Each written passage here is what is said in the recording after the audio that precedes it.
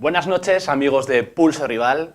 Os voy a hacer el gesto característico de este programa, que es Aloha Surf. Recordad que hoy estamos en el especial de surf, un especial que vamos a hacer mensual, en el que vamos a dar a conocer un poco el mundo del surf para aquellos que no lo conozcan, y también para la gente profesional un poco explicar pues desde trucos, maniobras, vamos a ver buenos vídeos, y todo ello acompañado por dos invitados de excepción.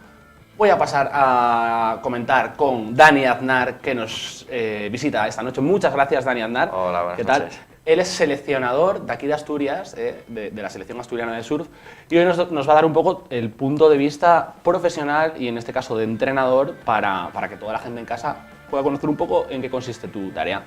Pero antes quiero presentar a nuestro surf rule, Juan Istiarte. ¿Qué tal, Juan? Muy bien, muy buenas noches a todos y nada, aquí para aportar todo lo que se pueda. Claro, él nos va a dar siempre su punto de vista amateur, porque bueno, en ese sentido, él se ha cogido unas cuantas olas y nos puede dar pues esa visión, ¿no? De este chico que se mete en el agua. Sí, como amante del sur, simplemente. Claro.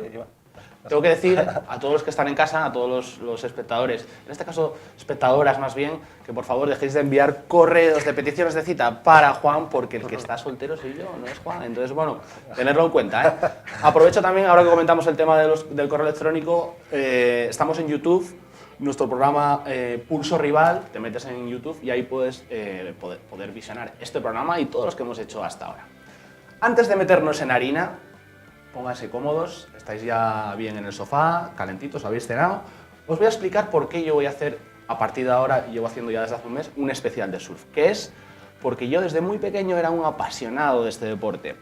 Era un poco, como se suele decir, surfero de palo.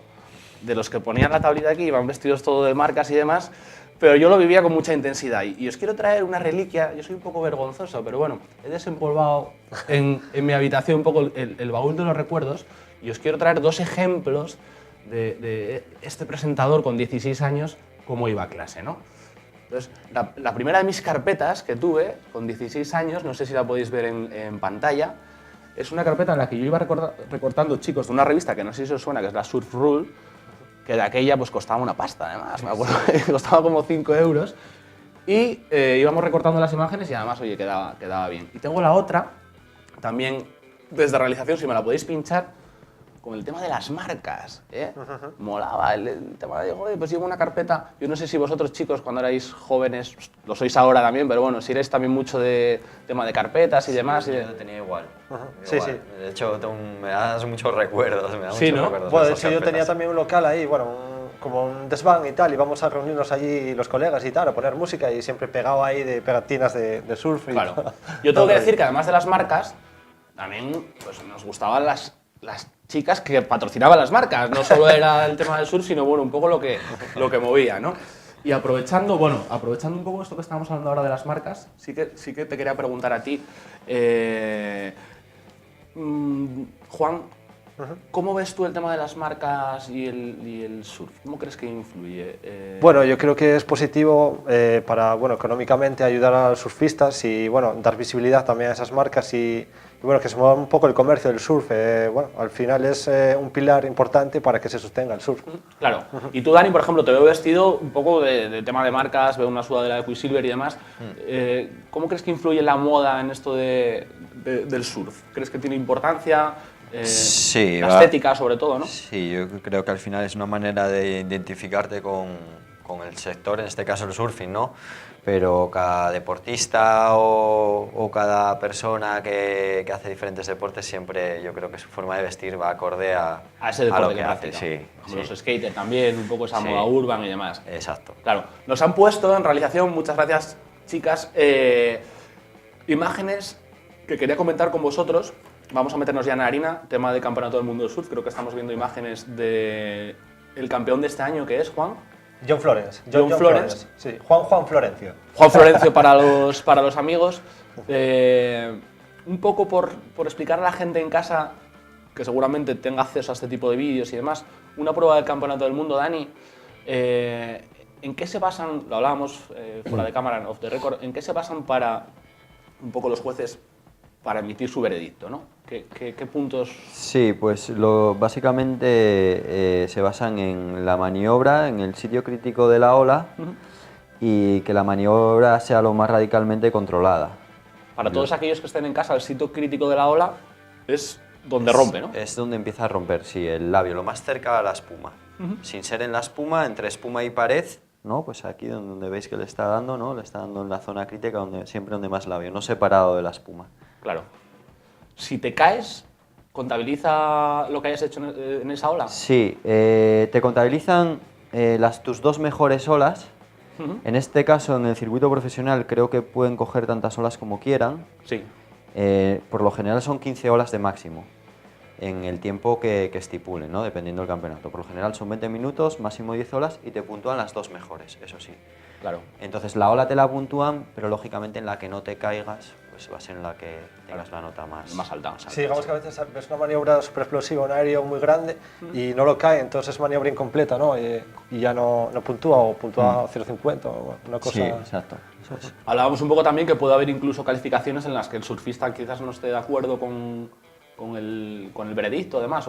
Es un poco subjetivo a la hora de... Sí, no deja de ser subjetivo porque al final pues cada uno puede tener sus gustos, ¿no? Y muchas veces ves que predomina, pues que hay surfistas que gustan más a ciertos jueces, ¿no? Y que en algunos de los casos pues se ven más beneficiados que otros que por su estilo pues que igual no les mola tanto. No les pueda molar Claro. y sean perjudicados. Pero bueno, al final los criterios suelen ser bastante justos y suelen buscar que pase de manga el mejor, ¿no? Siempre hay un jefe de jueces que regula que no se Sí, que no se descontrole un poco el tema. Exacto. Claro. Vale, hablando un poco con Dani Aznar, yo quería saber, y quería, para que sepan todos los que estáis en casa, cuál es la labor o la tarea de un seleccionador. Cuando me confirmaste que venías al programa, la verdad es que me puse muy contento y más porque entiendo que es complicado compatibilizar el tema de la vida laboral y demás para venir a nuestros estudios. En ese sentido, ¿en qué consiste? Así un poco a grosso modo, ¿no? ¿Cuál Sí. es la tarea de un seleccionador? Bueno, en este caso somos dos, somos Pedro Méndez de Tapia y yo. Entonces lo que hacemos es nos basamos en los campeonatos y sobre todo campeonatos nacionales, europeos, internacionales y luego para los juniors sobre todo el circuito asturiano, ¿no? Buscamos a los surfistas que sean más regulares en los campeonatos. Sí. Realizamos una convocatoria con todos y en esa convocatoria seleccionamos a los surfistas que más nos gusten de cada categoría, ¿no? Con unos criterios siempre que se asemejan a estos que te comenté de los criterios de puntuación. Claro. Y buscas buenos competidores y chavales que sean responsables y con buena cabeza y buena conducta, ¿no? Claro, pues mentalmente, además de tener un físico, tienes que estar también preparado. Sí, es muy importante como en todos los deportes y aquí más porque depende mucho la selección de ola que hagas, dónde te coloques, entonces tienes que estar analizando cómo está el mar, la marea va subiendo, bajando, va cambiando según los puntos de marea y entonces es muy importante que los surfistas no igual buscas al que más talento tenga o sea el mejor, sino el que reúna los requisitos y al final vas al más regular y que... Claro, la inteligencia también en este caso, previo a que cojas la ola, muy importante también el tema del posicionamiento, no lo había pensado nunca, el tema de justo dónde te tienes que poner para... Sí, de hecho yo, una que te interrumpa, vi casos, por ejemplo, Luke Davis es un gran surfista y no pudo con la presión, por ejemplo, de la competición y hace free surf, o sea que no todo el mundo está capacitado para competir, digamos, ¿no? Incluso grandes surfistas. Sí. Sí. Sí, que en ese sentido en un momento determinado te puedes venir un poco abajo, ¿no? Con el tema de la presión, me imagino de las marcas incluso también, que tendrás que responder un poco con torneos y demás. Volviendo otra vez al tema de la selección asturiana, haciendo un poco la selección de preguntas, yo por ejemplo me gusta mucho la música y bueno, por ejemplo yo toco el piano, ¿no? Y a veces doy clases y demás y yo enseguida de primeras yo ya sé si el alumno puede o no puede valer para esto. Es decir, con un par de clases yo ya sé más o menos si puede ser válido o no. ¿En el surf se puede extrapolar? Es decir, un chaval coge la tabla y tú ya más o menos sabes por dónde pueden ir los tiros. Sí y no. A mí ha habido casos que me han sorprendido. Yo tengo chavales a los que entreno que en sus inicios no eran los mejores y sin embargo más adelante han llegado muy lejos y ahí están que todavía tienen recorrido. las miras abiertas, sí, que pueden llegar lejísimos y me han sorprendido porque igual no fueron los primeros en ponerse de pie, pero quizás igual como siguieron los pasos, igual por eso tardaron más, no lo sé, y siguieron los pasos como los tenían que seguir Claro.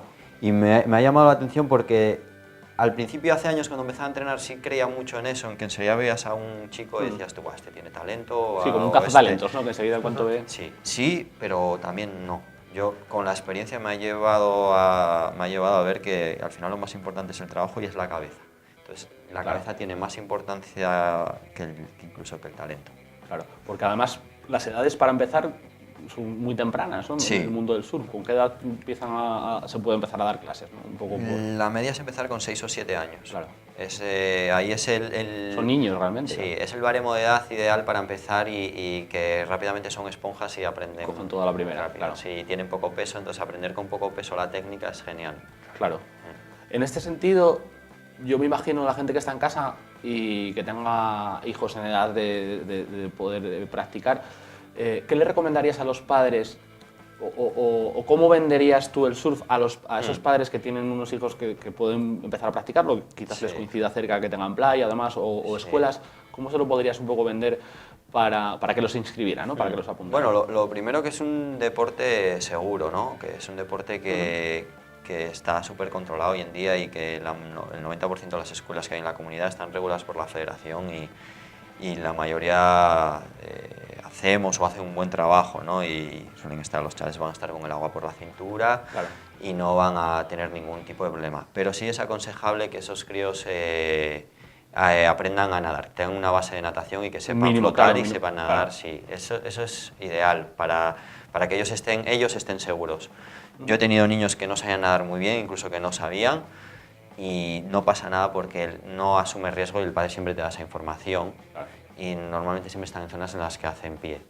Pero bueno, en playas como San Lorenzo, Salinas, Sagó, o playas del Oriente como Tapia, Peñarronda o Tur, pues, y del Occidente como las playas de Llanes, son sitios en verano totalmente tranquilos. Hay que tener cuidado en invierno, hay que ver bien. Cambian las condiciones un poco y demás. Sí. En tu caso, Dani, ¿cómo se te metió por vena al mundo del surf? ¿Cuándo empezó todo esto? Yo por mi familia, porque mis primos hacían surf los dos y mamaste en casa. Sí, desde muy pequeño me veía los vídeos y los veía ellos yendo a la playa, ibas en verano y te dejaban una tabla, te animaban y tal, claro. Y una cosa llevó a la otra y acabé enganchado, sí. ¿Y cómo llegas a ser seleccionador en ese sentido? Sí, ¿Qué pasos has seguido para...? Hace este año ya 10 años que tengo mi escuela, pero yo ya de antes ya entrenaba, ¿no? A la vez que competía siempre... ¿Tienes una escuela? ¿En dónde la tienes? En Gijón, en San Lorenzo. ¿Y ahí impartes clases y demás? Sí, y ahí damos clases, formamos a chavales de todas las edades, adultos, pequeños, todo, y niños, niñas, y ahí... En función a mi trabajo empecé a llevar chavales a competiciones nacionales y empezaron a hacer buenos resultados y uno de los presidentes que hubo, Manu Cifuentes, pues me dijo que si me apetecía, que no estaban haciendo nada con la cantera y yo, bueno, pues encantado, ¿no? Y ahora con la nueva gerencia de Jesús Espina y de Jorge Sánchez, pues seguí con ellos trabajando. Claro. Ahora que estás metido dentro de la federación y demás y que tienes contactos, ¿sabes más o menos indicarnos el número bueno, no el número, pero el porcentaje o más o menos de hombres y mujeres o de niños o niñas dentro de aquí de Asturias? Porque sí que es verdad que hablábamos fuera que yo tenía la sensación de que era un deporte igual mayoritario de hombres, pero... Ha cambiado mucho. A nivel de federados yo creo que está...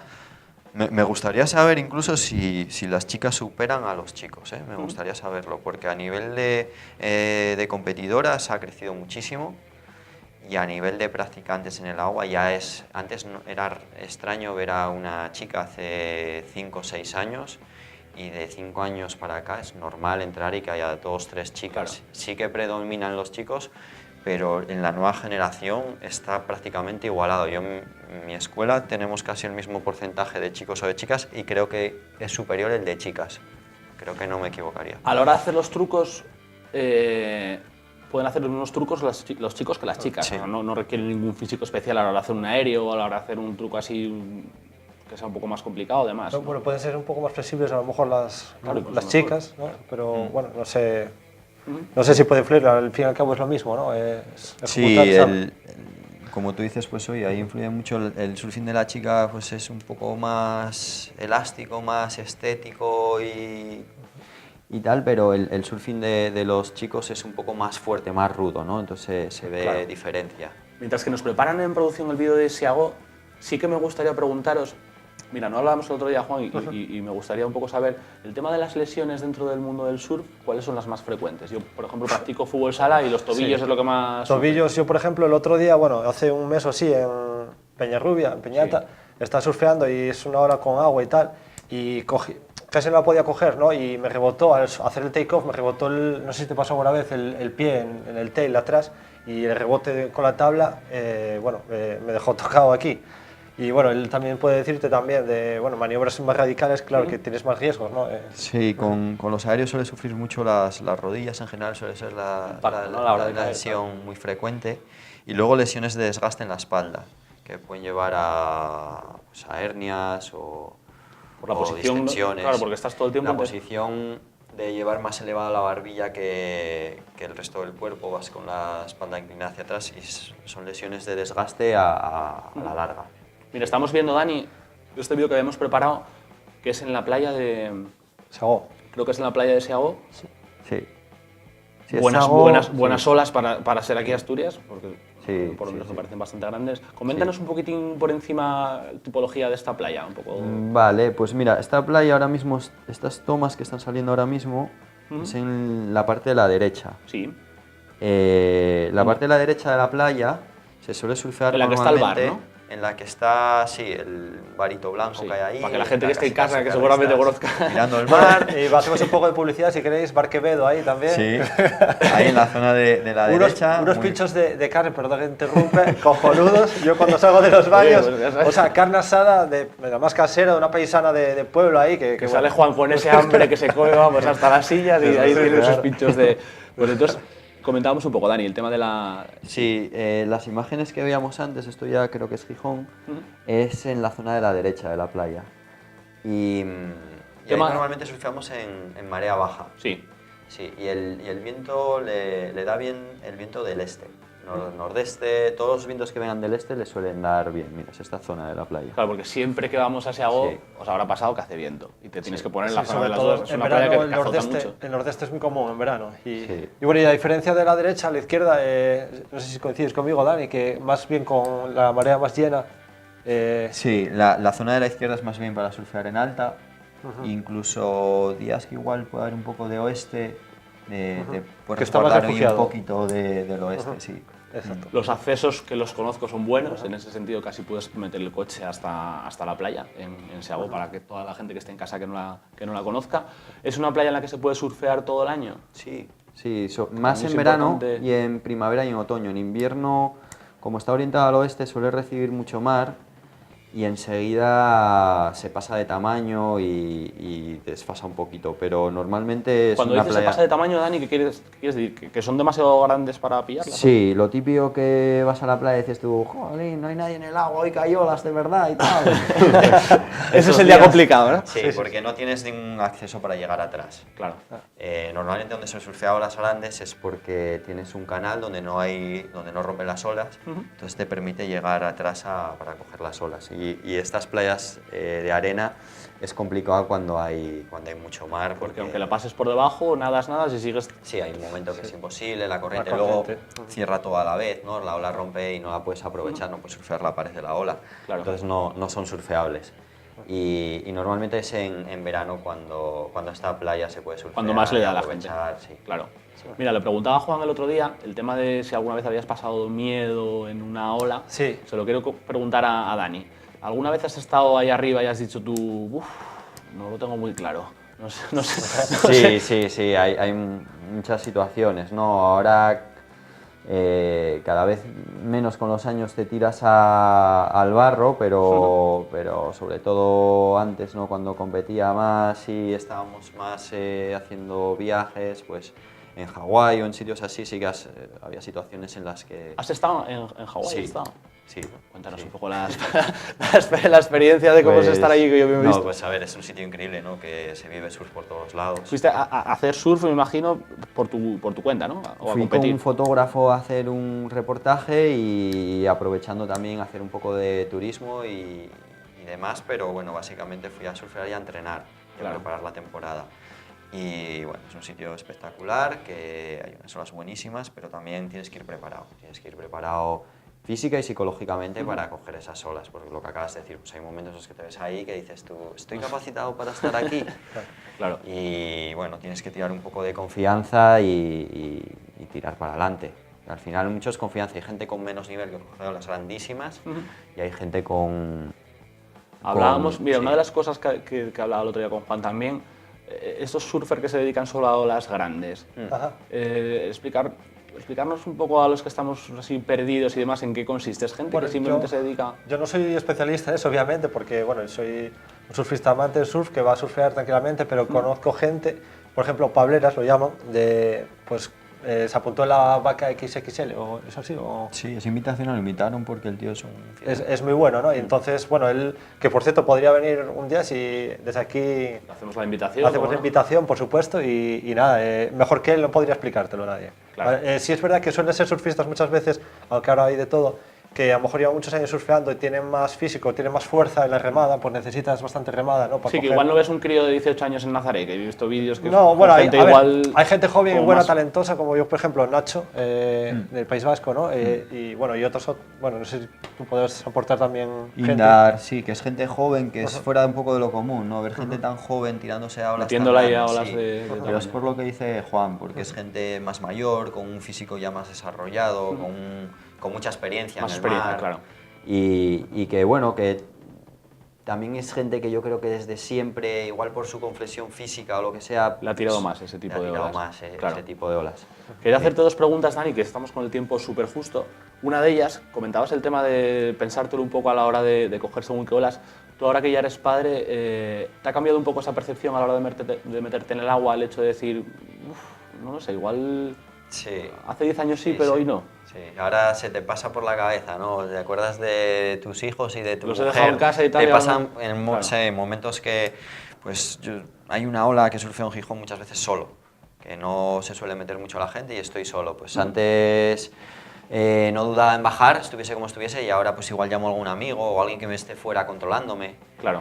Porque lo primero que se te, imagen se te pasa por la cabeza la imagen de esos dos pequeños, Y ya ¿no? tienes un poco más de sí, respeto, claro. Y es un deporte que muchas veces somos un poco, no inconscientes, pero si quieres coger olas buenas, pues tienes que Tienes que estar ahí. jugártela. A veces la Sí. pasión te ciega, ¿no? Ves las olas ahí y tal, y como que te lanzas y no lo piensas todo lo bien que lo debías pensar a veces. Claro.